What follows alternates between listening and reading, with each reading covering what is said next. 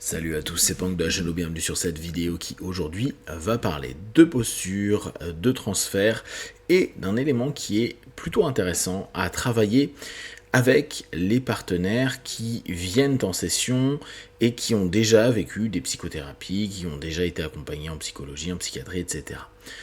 On sait que le principe de transfert est un principe projectif que le partenaire va faire sur le praticien et le praticien devient une surface projective, c'est-à-dire il peut devenir tout et n'importe quoi aux yeux du partenaire.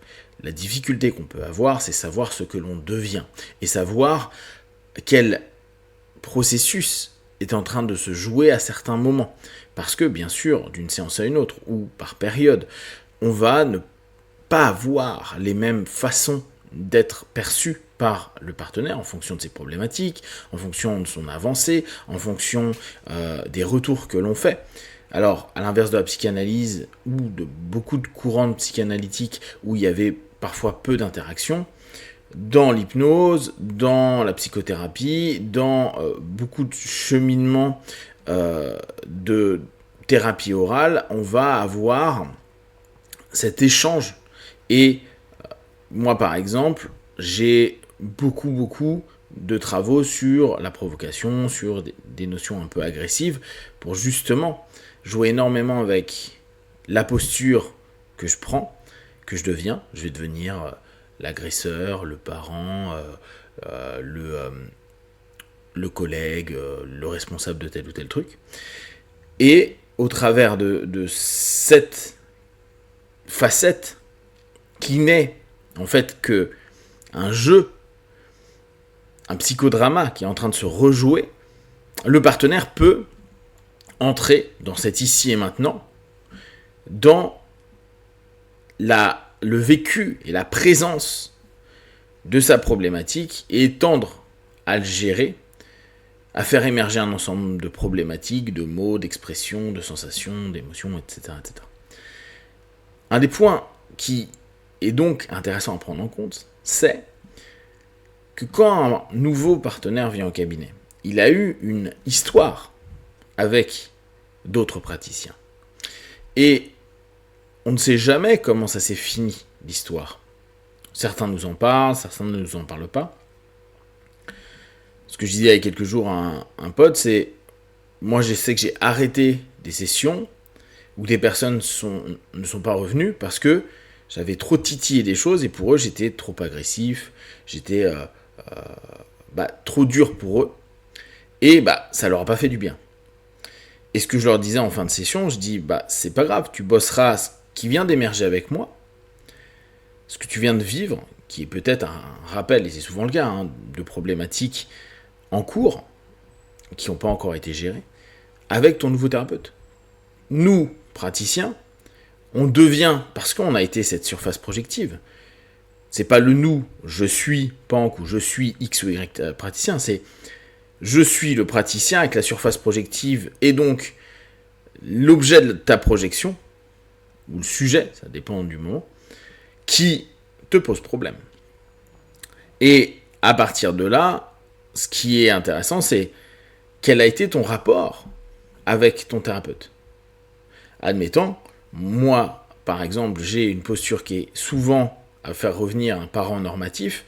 Or, on sait que beaucoup de personnes ont eu des problèmes avec des parents normatifs.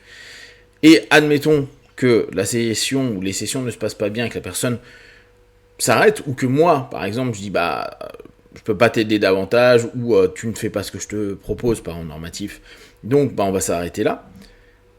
Cet élément de posture a éveillé plein de choses chez le partenaire.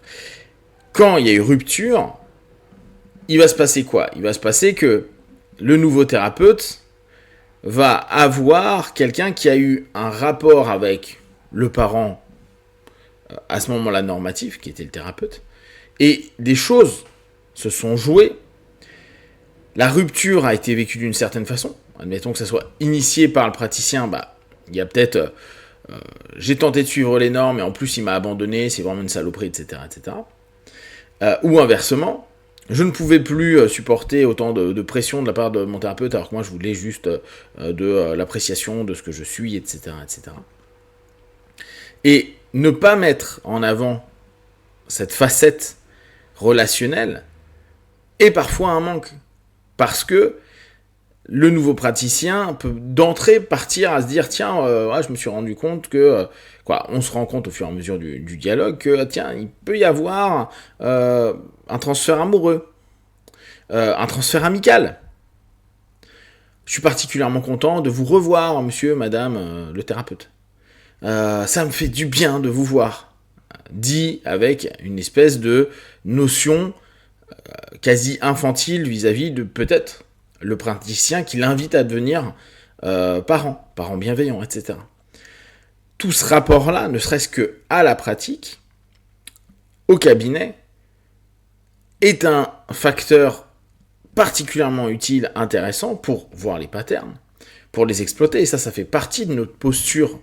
Donc, vous savez, dans Questionosophie, cadre et posture, c'est vraiment quelque chose qui, pour moi, a de l'importance, parce qu'à partir du moment où on commence à se rendre compte que le rapport transférentiel, on peut travailler avec, il nous a indiqué énormément de choses, il nous ramène à une réalité d'un instant, une réalité de patterns, qui parfois sont juste des histoires, alors que là, dans ce rapport transférentiel, à ce moment-là, quand il y a peut-être des choses qui bougent chez le partenaire, ou, a posteriori, qui ont été affectées pendant le rapport avec le praticien, le fait de revenir dessus apporte énormément de clés de compréhension de aussi comment le praticien a pu orienter sa pratique, ou inversement, comment il a pu se faire embarquer.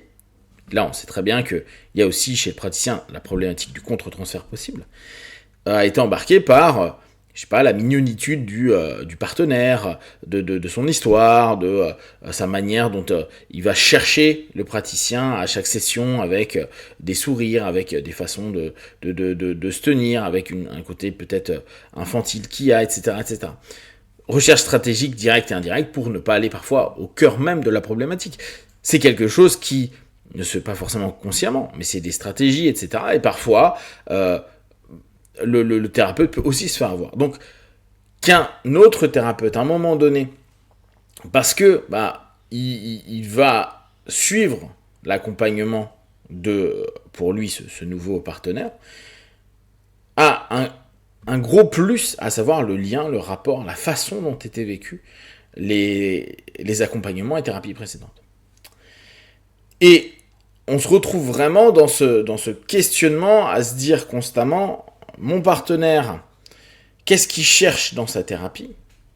Qu'est-ce qu'il cherche comme rapport au praticien? Qu'est-ce qu'il joue avec le praticien? Qu'est-ce que le praticien peut créer, éveiller? Il va aussi faire certainement des erreurs si la thérapie dure sur des semaines, des mois et des années. Donc c'est intéressant de voir qu'est-ce que ça a éveillé, créé, etc., etc.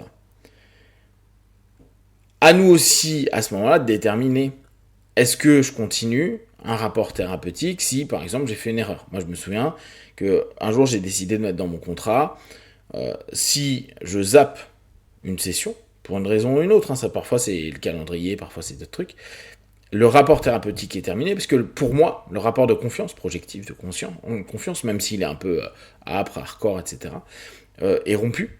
Et oui, c'est pas du tout de la faute du partenaire, c'est de la faute du praticien. Mais vu que c'est un engagement bilatéral, si le partenaire vient pas, pour moi la thérapie est finie. Et inversement, si moi pour une erreur X ou Y je ne viens pas, je ne suis pas présent, j'interromps la thérapie. C'est à nous impliquer, de cogiter, de voir ce que ça peut créer, ou ce que ça a créé, si on récupère un partenaire, chez justement cette personne-là, pour réussir à aller lui permettre de décanter ça, et de se rendre compte parfois qu'il y a des suggestions qui ont été acceptées par un praticien, simplement parce que c'est un rapport transférentiel, et c'était peut-être une attente autre que celle purement de la psychothérapie, et ça aussi c'est à prendre en compte. Si vous avez des questions et des remarques sur le sujet, partagez sur Facebook, YouTube, j'y répondrai le plus rapidement possible.